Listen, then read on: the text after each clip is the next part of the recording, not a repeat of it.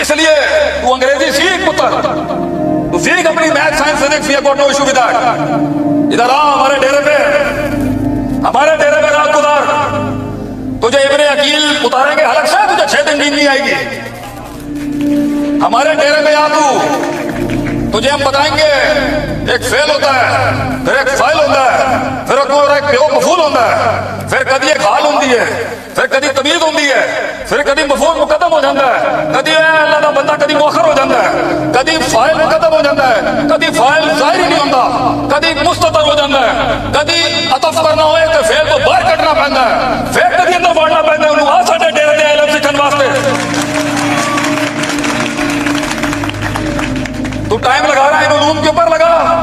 دنیا میں راج ہمارے ڈیرے سے کیا جائے گا۔ ہم تھے جو نبیوں کی جماعت کو لے کے چلے ہیں آج تک، وہ اور بات ہے۔ آج ہمارا دھندا اگر نہیں بھی بکتا تو کیا ہوا؟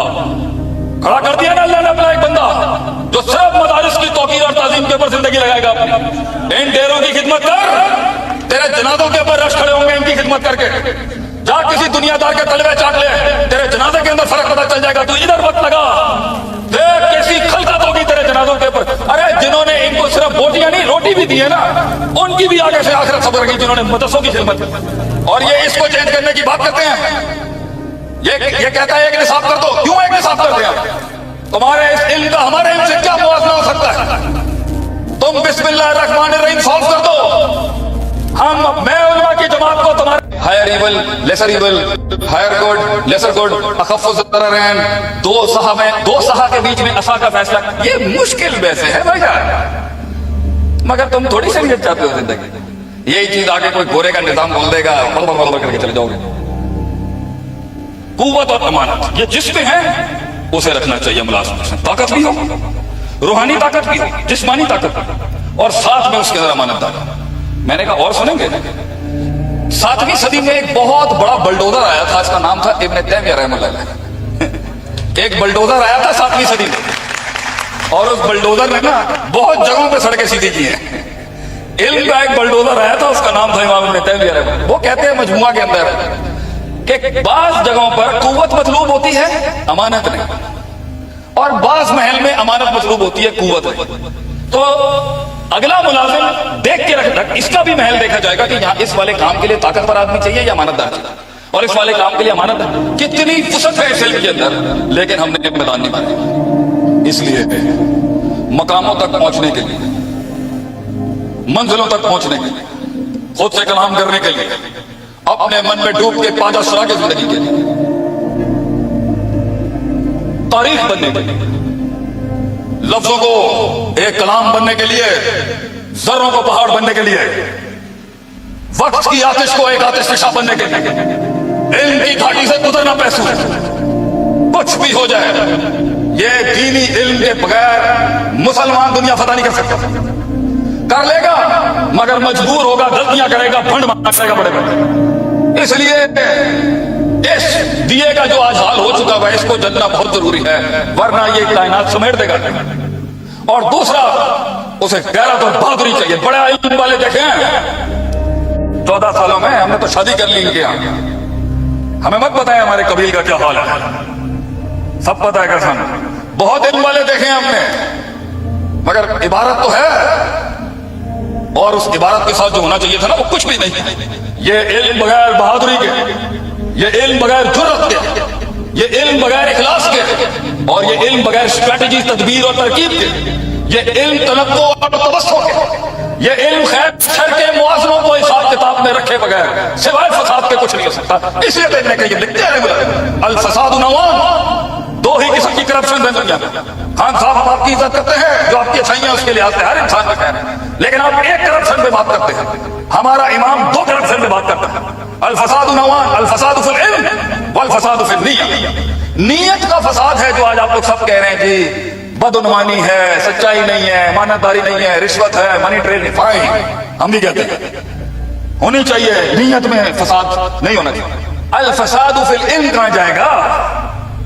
علم فاسد ہو تو کیسے وہ تحریک میں کٹوں گا، مروں گا، جلوں گا نہیں، آپ کو دنیا کی بڑی بڑی ریاستیں مل جائیں گی، یہ نہیں ہو سکتا۔ تو جو آپ کا کلیم بنتا ہے، آپ جب تک وہ کلیم نہیں کریں گے وربلی، مورلی، اسپرچولی، فزیولوجیکلی، آپ کا کمپلیکس دور ہی نہیں ہے۔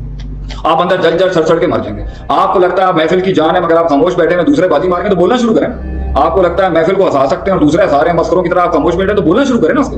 آپ کو لگتا ہے کہ جی آپ انگلش بول سکتے ہیں مگر دوسرے بول رہے ہیں, آپ اندر بولیں گے ذلیل ہوں گے, تو اسی طرح تو کانفیڈنس بڑھنا ہے آپ نے.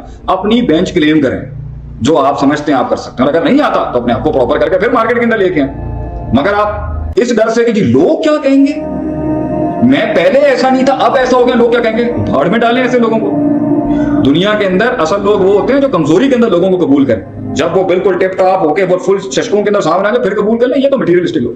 سپیریورٹی کمپلیکس کا ہم کیا کریں, سپیریورٹی کمپلیکس میں بتائیں زیادہ بینچ کلیم نہ کر ورنہ تجھے بہت فیک کرنا پڑے گا. سپیریورٹی کمپلیکس والے کو میری سب سے بڑی ٹپ یہ کہ 50 طریقوں سے ہم اس کو ہینڈل کر سکتے ہیں. سب سے بڑی ٹپ یہ ہے جب میں اس کیمرے کے سامنے بیٹھ کے اگر سپیریورٹی کمپلیکس کا شکار ہوں اور زیادہ کلیم کرتا ہوں نا جو مجھے نہیں آتا, تو پھر میرے اوپر جیسے فار ایگزامپل میں بھی بیٹھ کے کہتا ہوں جی میں 4 PhD کے لیول کا اسکالر ہوں, اچھا آنا میں نے کچھ نہیں آتا, مجھے آتا ہوا کچھ نہیں ہوگا, ٹھیک ہے. اب وہ 4 PhD سے جڑے ہوئے اگر کوئریز آئیں گی کیسے جواب دوں گا میں, کیسے پھنسوں گا, پھر جھوٹ کا سہارا, پھر فیک ٹرانزیکشنز, پھر فیک فیبریکیشنز. تو سپیریورٹی کمپلیکس والے کو یہ سمجھانا کہ اتنی نہ ہانک, اپنے آپ کو اتنا کلیم نہ کر, کسی دن بڑا پٹھا آ گیا نا تو وہ بات نہیں کر سکے گا اس کے ساتھ. انسان کو اپنی اوقات میں رہنا چاہیے جو وہ ہے, اور اوقات کے رہتے ہوئے اپنی اوقات کم دکھائیں, لو پروفائلنگ رکھنی چاہیے, اور جب محل ہو تو پھر جا کے اپنا آپ نکالیں, ہاں بھائی آئیں بات کر سکتے ہیں. مجھے اس ٹائم پر نہیں پتا کہ میڈیکل سرجری کے اندر کیا ہوتا ہے, میں ڈاکٹرز بیٹھے ہیں وہ ہانک رہے ہیں, میں اپنی سپیریورٹی کمپلیکس, ہاں جی مجھے بھی پتا گردہ نکال کے یہاں سے یہاں فٹ کرتے ہیں, ایسے ہوتی ہے کیا باتیں. خاموش ہو کے بیٹھے رہے, آپ کی فیلڈ نہیں ڈومین نہیں چپ رہے, ورنہ وہ جس دن بےزتی کریں گے نا اس دن پنپ بھی نہیں سکیں گے آپ آگے سے. تو سپیریورٹی کمپلیکس اپنے اس وجہ سے مر جائے گا, ٹیم بھی نہیں آئے گی اس کے ساتھ, کیوں, وہ ہر کسی کو لو سمجھ رہا ہوتا ہے. اور انفیریورٹی کمپلیکس اس طرح مر جائے گی, کیوں, وہ کبھی بھی لیڈر کا ہاتھ نہیں بن سکتا, کیوں, اس میں پوٹینشیل تھا وہ ایکسیپٹ نہیں کر سکتا. کانسیکوینسز سے تھوڑا ڈرنا شروع کریں تو شاید آپ کو سمجھ میں آ جائے گی یہ دونوں کمپلیکسز کتنے خطرناک ہیں. آپ نے کہا جو کرنے کے کام ہے وہ صبر ہے, اور جو نہیں کرنے کے کام ہے وہ نہ کرنا صبر. کوئی نہ زندگی کی ایگزامپل بتا دیں. نماز پڑھنا صبر ہے, جھوٹ چھوڑنا صبر ہے.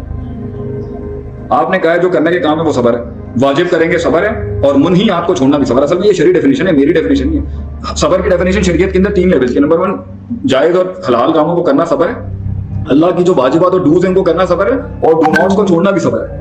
حرام کو چھوڑنا بھی صبر ہے, واجب کو کرنا بھی صبر ہے, اور حادثے کے اوپر غیر شرعی حرکت نہیں کرنا صبر ہے. میں نے اس کو ذرا تھوڑا آپ کے ٹرمز میں بولا تھا. تو جتنے بھی اچھے کام کرنے کے ہیں صبر ہے, کپڑے پہننا, بال بنانا, داڑھی میں تیل ڈالنا, خوشبو لگانا, روز حشاش پشاش آنا, دشمنوں کے سامنے سیٹ رہنا, ٹھیک ہے, ایکسرسائز کرنا, کھانا پینا کرنا, فیملی میں آ کے اٹھنا بیٹھنا, لوگوں کے ساتھ گھلنا ملنا, صبر ہے.